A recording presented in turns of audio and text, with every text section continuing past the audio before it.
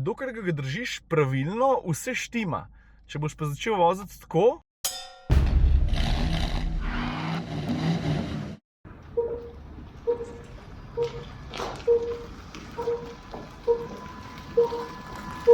Mercedes E, ampak priključen hibrid. Tako da najprej si vzamem par ur, itak imam še kupenih stvari za narediti, ga napolnim. To pomeni, da odprem tole loputo tukaj na zadnjem odbijaču. Zdaj pa vzamem kabel. Evo, in to je to, počakam par ur. No pa v skladu s sodobnimi Mercedesi. Poglej, kako so se potrudili pri grafiki, kako je vse skupaj prikazano. Je pa tako, ne? Lahko naredimo en hiter test. Jaz se bom zdaj iz Miklavža odpeljal v Lukovco. Baterija je polna, pa da vidim, koliko dosega mi pokaže. 53 km. Da vidim, če pridem do Celja samo na štrom. Vse po avtocesti od Maribora, mislim, Miklavža, Rogoze do Celja, glih je 50. A veš, hec je v tem, da če pogledaš na levo stran instrumentne plošče, dizelskega goriva nimam praktično nič več v rezervoarju. Tako da se bom res mogel zanašati na usluge elektrike od tu pa do Celja. Evo, preklopil sem se avtocesti, pospešimo na 120-130 na uro. Evo, do Celja ne bo šlo pred počivališčem tepanje, pred pumpo imam dosega še za 6 km oziroma 16% električne energije, ki jo je sposobna vase spraviti baterija. Zdaj se mi malo mudi, bom tanko dizel, ampak je treba nekaj razumeti. Ne? Mogoče je bil zdaj to nehvaležen preizkus, predvsem pa mislim, da bodo kupci tega avtomobila elektriko koristili na drugačen način, ker ti lahko tudi prešparaš ves štrom, s katerim si nafilil baterijo za takrat, ko ga boš dejansko rabil. Recimo za vožnjo po mestu, za krajše razdalje, ker vemo, da dizelskim motorjem durh na durh krajše razdalje ne pašejo. Tako da ja, na avtocesti, če boš peljal 130-50 km, ne boš naredil. Če boš pa vozil pametno, ekonomično, če boš vozil tam, kjer hitrosti niso visoke, pol pa mislim, da zlahka pridemo do 40-45. Nekaj maga je pa seveda odvisno tudi od temperatur, ker je res mrzlo, takrat se pol doseg še manj zmanjša. Ok, nič, nadaljujemo jutri. Avto v pralnico, pol pa do konca vlog posnet.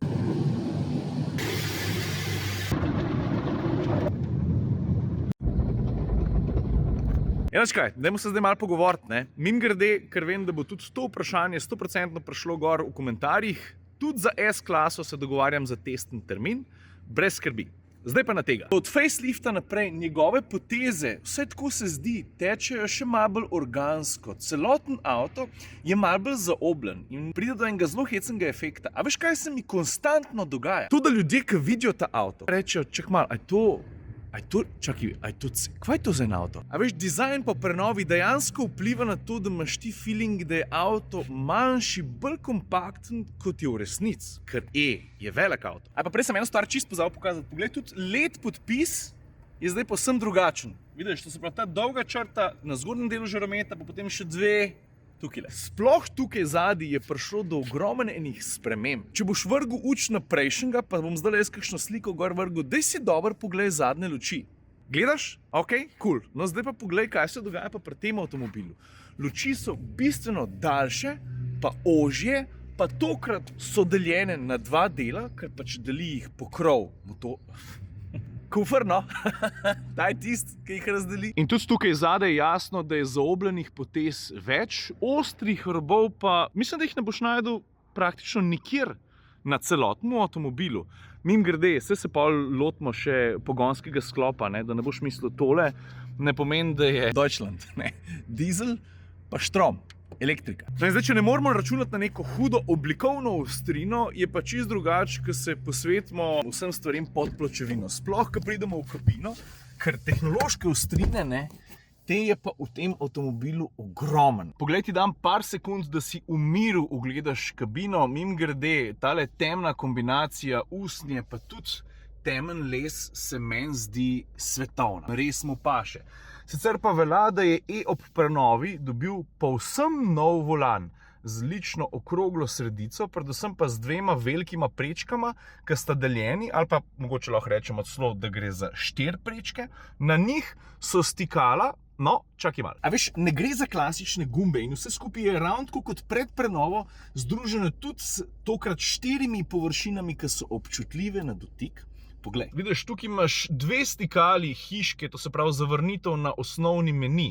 Zato, ker z temi stikali uravnavaš praktično vse, kar se dogaja na digitalni instrumentni plošči, s to prečko pa vse, kar se dogaja na vmesniku. Je pa zaslon seveda tudi občutljiv na dotik. Mimogrede gre za posodobljen MBUX sistem, ki se veš, zna tudi človeka kaj poslušati. Hey Mercedes. How may I help you? I'm cold. I'm increasing the temperature on the front passenger side to 21 degrees. I'm hot. I'm reducing the temperature on the driver's side. No. I meant I was good looking. Johnny Bravo fora. Ok, v glavnem, avto ti zna pomagati tudi s pomočjo glasovnega upravljanja, nič novega. Potem na tej spodnji prečki upravljaš z aktivnim oziroma prediktivnim tempomatom, pomembna stvar. A veš, hec je v tem, da se je avto sposoben sam prilagajati omejitvam hitrosti in v tem tehnološkem smislu je res avto, ki te razvaja od spred pa od ozad. Pa veš, kaj se zdaj še videl? Pa kako nihče tega ni odstranil? Meni to ni jasno. Ne morete imeti nalepke gor na kosu avtomobila, ki se ga voznik stalno dotika. No. Drugač pa še nekaj velja za ta volan. Ne? Dokler ga držiš pravilno, vse štima. Če boš pa začel voziti tako, ne, pa boš pa mimogrede tlele rihtal stvari, ki jih mogoče niti ne boš hodil, in enako velja tudi za levo prečko. Pa ta glavna novost, ki je povezana s tem volanom, mogoče niti ni sama oblika, pa to, kaj je sposoben ponuditi po tej plati, ne? Ampak dejstvo, da je postal kapacitiven. Prej, če si želel, da avto ve, da ti furaš, si moral ves čas neke blage pomike volanu, da te je on porajtu. Zdaj pa ti samo roke gor in avto to čut. Od bolj dostopnih avtomobilov, ki jih poznamo, pa ponujajo tudi podobno rešitev, mislim, praktično identično je recimo tudi stanov Golf. No, pa če že govorimo o vmesniku, moram izpostaviti še dve reči. Prva stvar, vidiš, tukaj nekaj manjka. Prej je bil tukaj tak vrtljiv, velik gumb, ki si ga uporabljal za krmarjenje po vmesniku, zdaj pa je izginil. Mercedes se je odločil za tole površino občutljivo na dotik, ki deluje odlično, skratka je vse skupaj zelo odzivno, pa da se z lahkoto upravljati. Druga reč pa, če se hočeš s tem avtomobilom zares učinkovito pogovarjati, z njim komunicirati, slovensko ne govori, oziroma nima niti slovenskih menijev S, recimo jih že ima. A ja, pa še kar nismo končali s kabino, ne? Od prenove naprej je bojda na voljo tudi par novih barvnih kombinacij. Ne vem, če je to ena od njih, lahko da je. Pa ne sem to, Mercedes je zagotovil tudi nekaj novih materialov. Ok, še druga vrsta, pa se premaknemo tudi do kufra. Poglej, je primarno, namenjena mu je vloga poslovnega avtomobila. Da bi govoril o kakšnem ekstremnem razkošju prostora, to ne. Ga je pa vse smeri dovolj, za kolena, za glavo. Sedi se razmeroma nizko, ampak je pa tudi zelo udobno. To je to. Gremo na kufer. Tukaj je zadeva zelo preprosta. Ker je ta avto priključen hibrid, pomeni, da ima v prtljažniku tudi tole polico. In to pomeni, da je njegova prostornina omejena na 380 litrov. To je razmeroma neugoden podatek in zagotovo to pomeni ene vrste kompromis, ki se mu bo treba prilagoditi. Prinese pa tale baterija zraven še eno posebnost, in sicer, da se sedežev druge vrste ne da podreti. Drugače pa ne rabiš se bati, da sem noter ne bi mogel spraviti letalskega kovčka ali pa dva, ampak tisti, ta največji kufri, je to bo šlo pa vseeno malo težji. Ne vem pa, če veš, da ti lahko dobiš kot priključenega hibrida ali z bencinarjem ali pa z dizlom. Tam ima dizla. Na dizelski strani gre za preverjen dvolitrski izdelek 4 valji. Električne moči je za 90 kW, skupne sistemske moči pa za dobrih 300 konjev. Kapaciteta baterije v kufru je 13 kWh pa pol, o dosegu smo že govorili, torej če se boš držal stran od avtoceste, lahko tudi 40, 45, mogoče še celo kakšnega več. Zdaj, s številkami smo seznanjeni.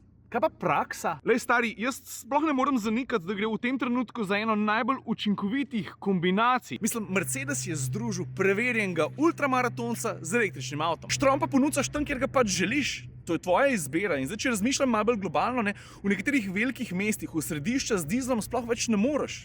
Pa ni tak problem, ne, če se lahko zanešeš še nekaj drugega. A ja pa poraba, ne, v hibridnem načinu zlahka tudi pod 5 litrov, drugače pa povprečje pismo, kaj pa jaz vem, 6 pa pol. Glede na to, koliko je ta avto težek, bomo o tem govorili pri vozni dinamiki, so to zelo dobri rezultati. Ok, zdaj pa kako se dec pele. Lej, na dva načina lahko na vse skupaj gledamo. Če vsekam tako zelo splošno, pele se odlično.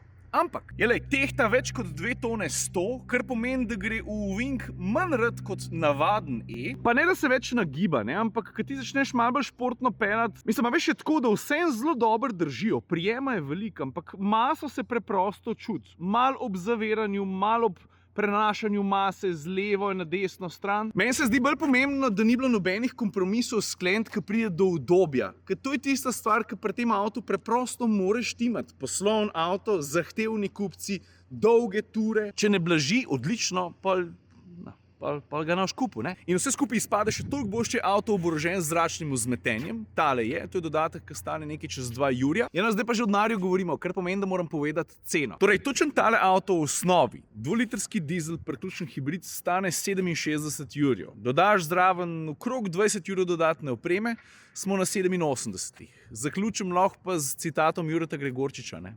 Zvezda je vedno imela svojo ceno. In tako bo še nekaj časa ostalo, se mi zdi. Moj detskar prav. Ok, folk, to je to. Lotili smo se vseh te pomembnih reči. Cena, vozna dinamika, poraba, ekonomičnost, kabina, karoserija. Vse sem povedal. Če pa kaj nisem, pa se veš, kako je to ponovati.